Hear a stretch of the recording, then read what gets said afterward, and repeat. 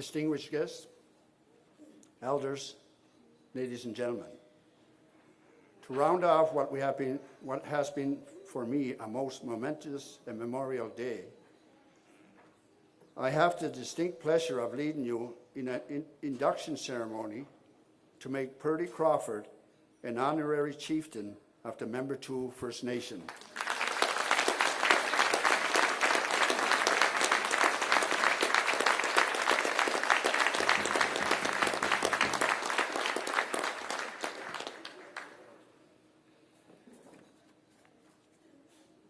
I have the great pleasure of serving with Mr. Crawford on the advisory board of the Shannon Business School of Cape Breton University. I must commend the university and indeed congratulate the Shannon Business School for their foresight and success in securing the talents and business acumen of Mr. Crawford, who is truly a national leader. Being a member of the advisory board, I have read Mr. Crawford's biography, and he had what I thought was a strong knowledge of his background. And as all of you will know, Mr. Crawford continues to be in the news nationally and regionally, so we are all periodically reminded of his stature and accomplishments. Mr. Crawford's stature as a senior national business leader, born and raised in Nova Scotia, is legendary.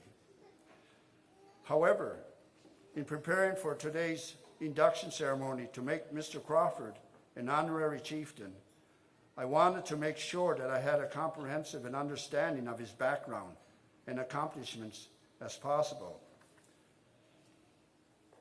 Perhaps not unexpectedly, for the group gathered here, it turned out to be both a daunting and protracted task. Ladies and gentlemen, it will be of no surprise to anyone here that not only is there no lack of information available on Mr. Crawford, in fact, one could dedicate a scholarly life to sifting through it all. In researching and reading about Mr. Crawford's education and illustrious career, there is much to celebrate. His commitment to education, his attendance at Harvard, his career as a lawyer and in the corporate sector, and his answering to the call to national service on numerous occasions. His recent efforts in addressing the inordinarily complex asset-backed commercial paper challenge over the past 2 years, the ABCP, in one of the most challenging economic periods in decades, is the stuff of legends. However, as impressive as his career is and has been, there were two characteristics of this man that reached beyond the incredible and impressive accomplishments of which we are all aware. These are in his widely acknowledged leadership and continuous leadership, I might add, in being a mentor to others, and his commitment to education and to young people.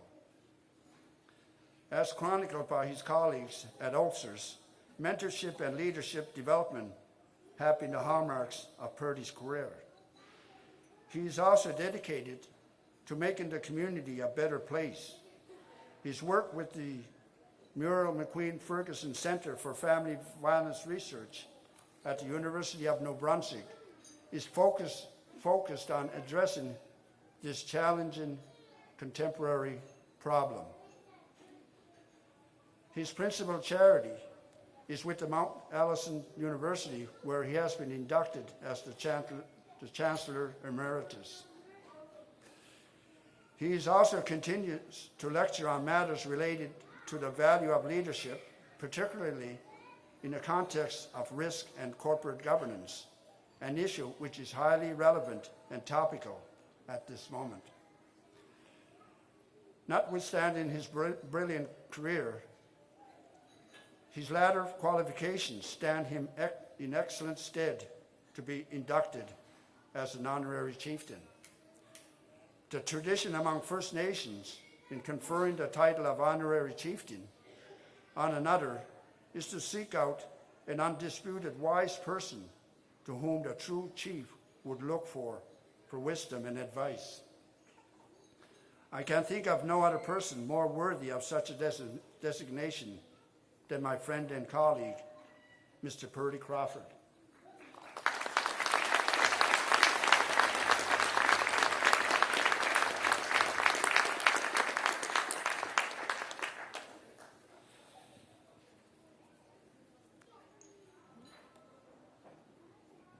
This ceremony is a lasting symbol of the friendship and diplomacy of our people. Involves giving the recipient an honorary headdress. In First Nation culture, the headdress is reserved for the most powerful and influential within the band. Conferring a headdress on an honorary chieftain recognizes the power and influence that that person has in being a wise person with whom the true chief can confer. The headdress also has spiritual dimensions, particularly if it's made from eagle features. The eagle flies the highest and sees the furthest of all creatures. The eagle is a messenger to the Creator. The headdress is also a symbol of strength and bravery.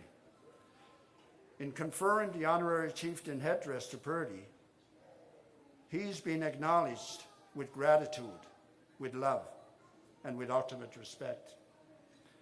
Wearing the headdress will be a real honor and a symbol of reverence and respect.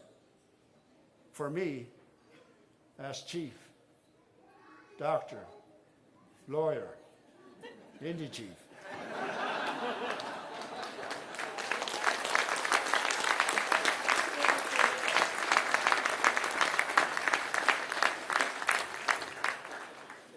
having Purdy as an honorary chieftain provides both our community and me with a wise man with whom I can confer and from whose wise counsel I can benefit. Ladies and gentlemen, it gives me great pleasure to confer the title of Honorary Chief on Purdy today. Purdy, we had difficulty, and normally one of the things that we do is we come up with a name for the honorary chieftain.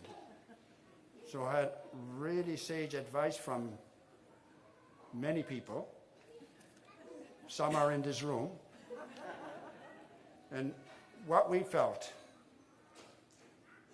when I received what it finally was, I felt it was very fitting. And he will be under the name of Chief Rising Tide.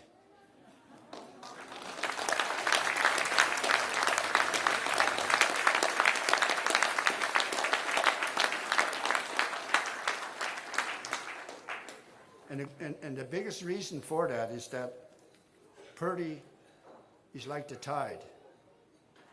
When he rises, everybody rises. So, Chief Rising Tide, please come forward and accept your headdress, please.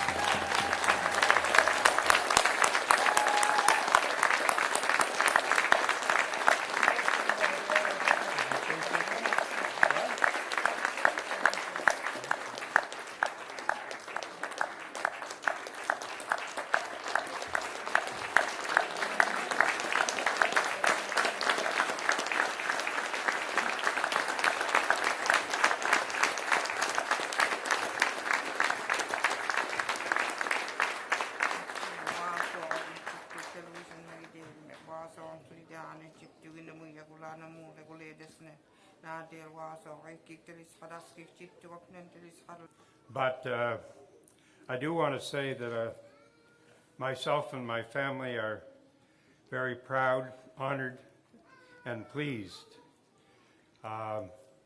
Whatever I can do as an honorary chief with respect to helping Member 2 and all of Canada's First Nations, you have my commitment that I will